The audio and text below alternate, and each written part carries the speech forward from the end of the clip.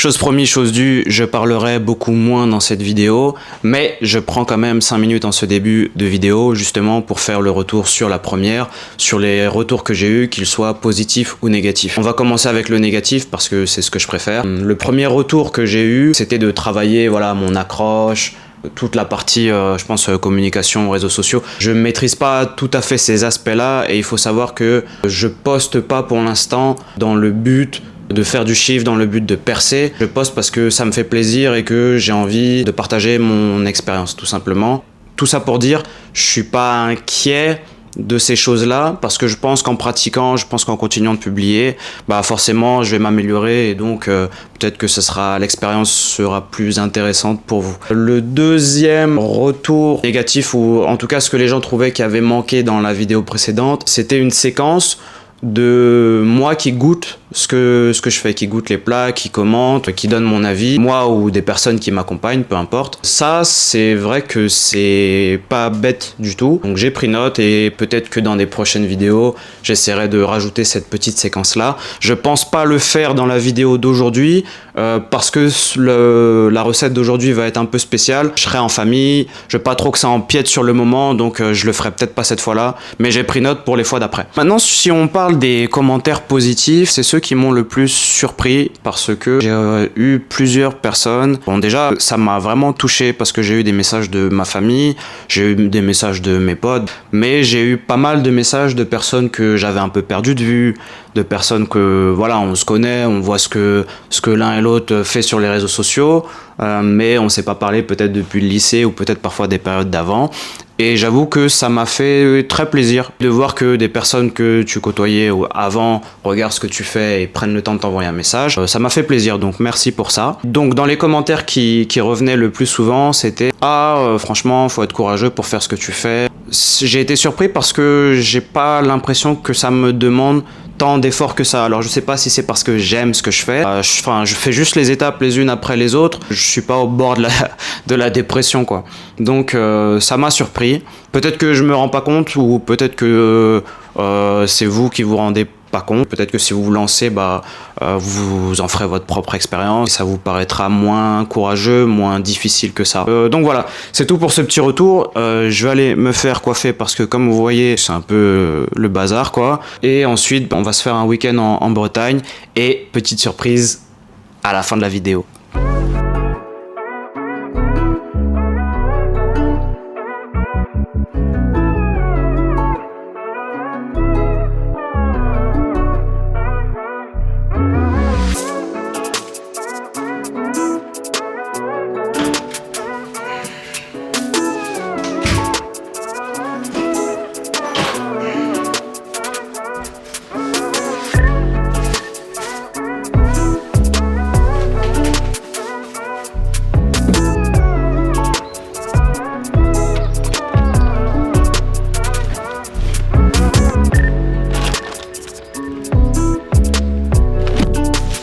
Des fois tu peux courir T'es payé quoi la commission?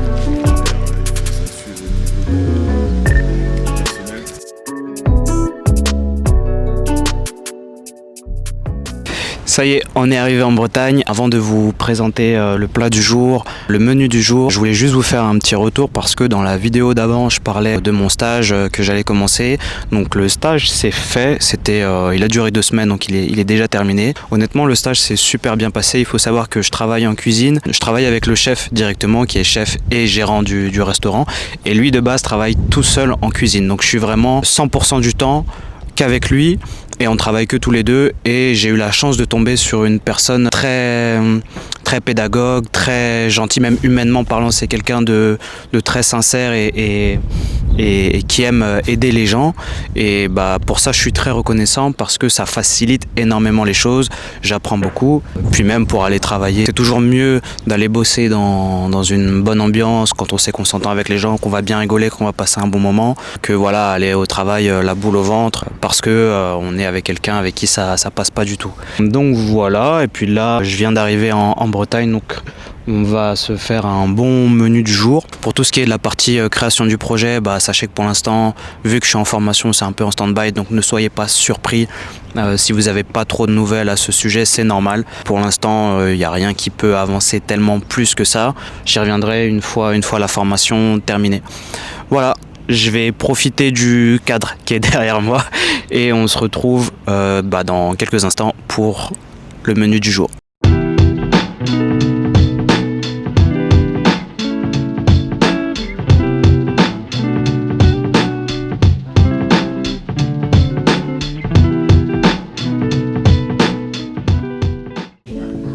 Ah oui, c'est bien. Hein, c'est bien. Moi, de temps en temps, ça fait.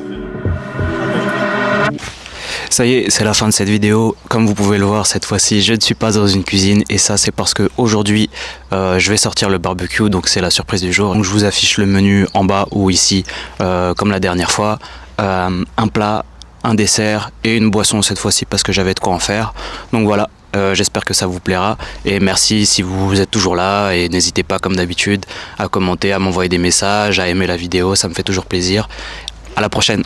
Donc là je vais commencer par récupérer le matériel, donc je vais tout sortir, tout préparer. On va commencer par une grosse phase d'entretien du barbecue parce que je l'utilise pas souvent, il est en Bretagne. Donc voilà, là je sors tout le matériel, on va bien huiler la grille, on va bien la frotter et ensuite on va s'allumer le feu le temps que voilà, le charbon prenne bien et que je puisse préparer tout ce qu'il y a autour pour qu'il soit prêt tout simplement à accueillir la viande. Donc là voilà, je prépare mon fumoir. Donc là j'ai mis du bois à tremper, je le mets dans une boîte à fumage. En attendant, je vais aussi préparer ma viande. Je pensais que j'avais que 2 morceaux, mais en fait j'en ai 4. Donc ça fait vraiment beaucoup, on était peut-être 6-7. Donc je vais les préparer quand même, mais je les réserverai au frais, on n'en préparera que la moitié. Donc là je mélange les épices, il y a du sel, du poivre, du sucre et du paprika et des graines de céleri. Donc je me fais un mélange que je vais ensuite bien masser sur ma viande.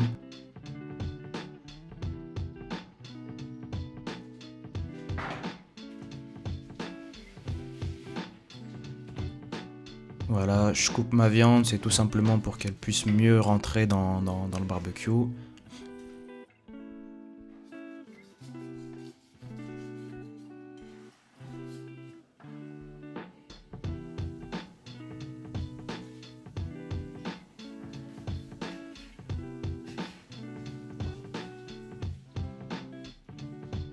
Une fois que j'ai bien coupé ma viande, je vais aller enlever en fait sur les ribs, il y a une petite membrane. On va retirer cette membrane tout simplement parce que elle n'est pas agréable en bouche après cuisson. Donc avant de l'envoyer au barbecue, je vais retirer sur tous les morceaux que je vais passer au barbecue.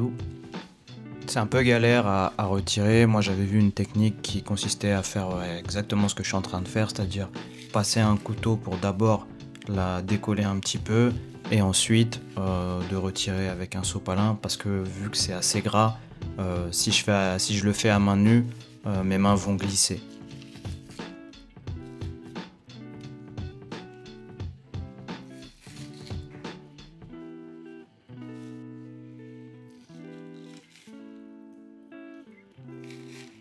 Voilà, une fois que c'est fait, je vais passer toutes mes épices donc sur ma viande. Je les mets à la cuillère, mais juste après, je vais bien les masser pour que ce soit bien réparti sur toute la viande.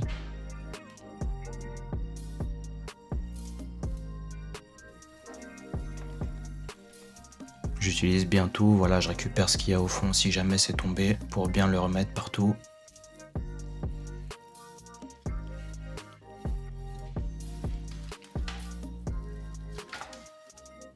Et je peux enfin les envoyer au barbecue. Donc là, elles vont rester fumées au barbecue pendant environ 4 heures. Je ferme et pendant ce temps, ça me permet de préparer tout le reste. Donc là, je vais faire mon glaçage vanille whisky. Je commence par mettre le beurre, c'est important de le couper en morceaux, ça permet qu'il fonde plus rapidement et uniformément. Voilà, je rajoute du sucre, le whisky.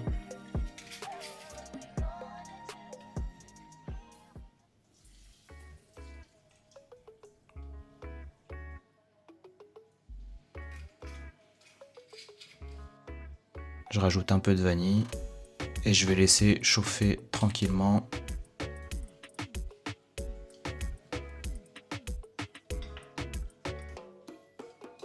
Une fois que c'est bien fondu, bien mélangé, je vais battre pendant quelques minutes. Et voilà, ça c'est l'aspect tant que c'est chaud. Mais là, je vais le laisser reposer. Le résultat attendu sera un petit peu plus épais.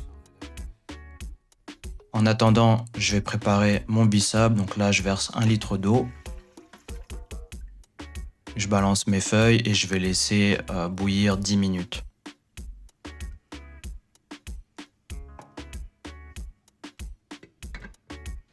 Une fois les 10 minutes passées, je vais rajouter un tout petit peu de goût. Donc là, je vais rajouter de la fleur d'oranger, juste une petite cuillère. Voilà, et ensuite je vais rajouter la vanille, pareil, une petite cuillère. Et à la fin de la cuisson, je vais rajouter, vous pouvez rajouter ce que vous voulez, soit de la menthe, soit du citron, ça c'est propre à chacun. Une fois que vous enlevez les feuilles, après vous pouvez encore rajouter voilà, du goût. Là je vais commencer donc à préparer ma glace au manioc. Donc je l'ai épluché au préalable et là je le coupe en morceaux et pareil on va le faire bouillir lui pendant 25 minutes. J'ai lu que c'était hyper important de faire bouillir le manioc longtemps parce qu'apparemment la sève est toxique, donc voilà, je le fais bouillir 25 minutes. Une fois les 25 minutes terminées, je vais passer tout ça au blender. J'ai fait avec ce que j'avais sous la main, donc là c'est un blender à soupe mais ça marche très bien. Donc je vais verser mon manioc dedans.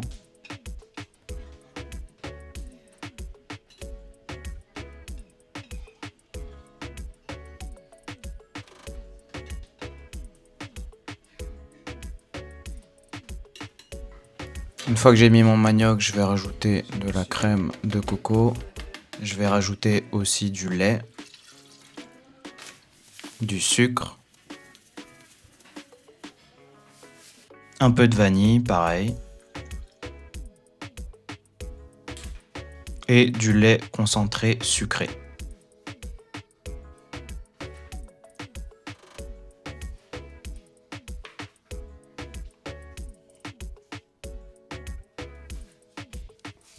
Voilà, je vais mixer le tout. Je vais laisser le blender faire son taf. Et une fois que c'est prêt, je vais verser le tout dans un récipient et je vais réserver au congélateur jusqu'au moment du repas.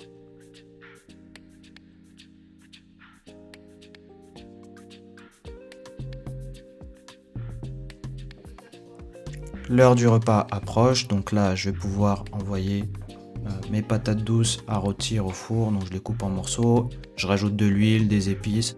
Là c'est vraiment propre à chacun, vous assaisonnez comme vous voulez, vous mettez ce que vous aimez, je rajoute des petites herbes aussi et je vais envoyer au four pour 25-30 minutes à peu près.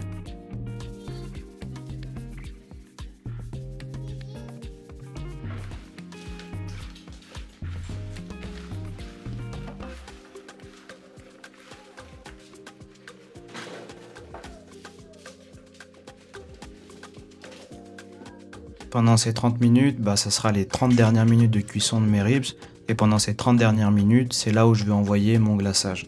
Donc là, vous allez voir un petit peu à l'écran, il a déjà un petit peu épaissi.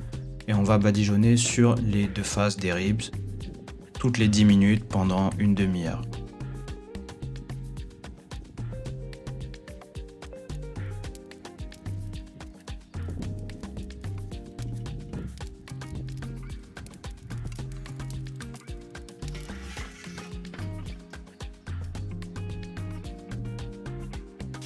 Voilà, donc maintenant tout est prêt, on va passer au dressage.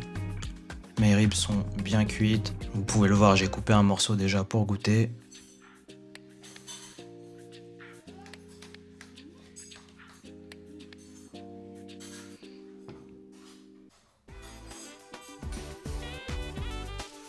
C'était un peu trop tard, mais c'est à ce moment-là du dressage ou du repas que je me suis dit ça aurait été bien de proposer une petite sauce avec, mais c'était tout de même très bon, donc je retiendrai pour la prochaine fois. Voilà, avec le verre de bissap qui a bien pu refroidir au frigo. Et là pour le dessert, la glace.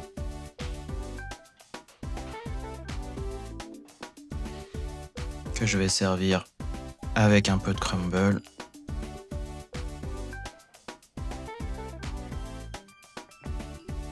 Et une feuille de menthe. Voilà, n'hésitez pas à me dire ce que vous en pensez, ce que vous appréciez moins. Ça me fera toujours plaisir. Ciao, ciao!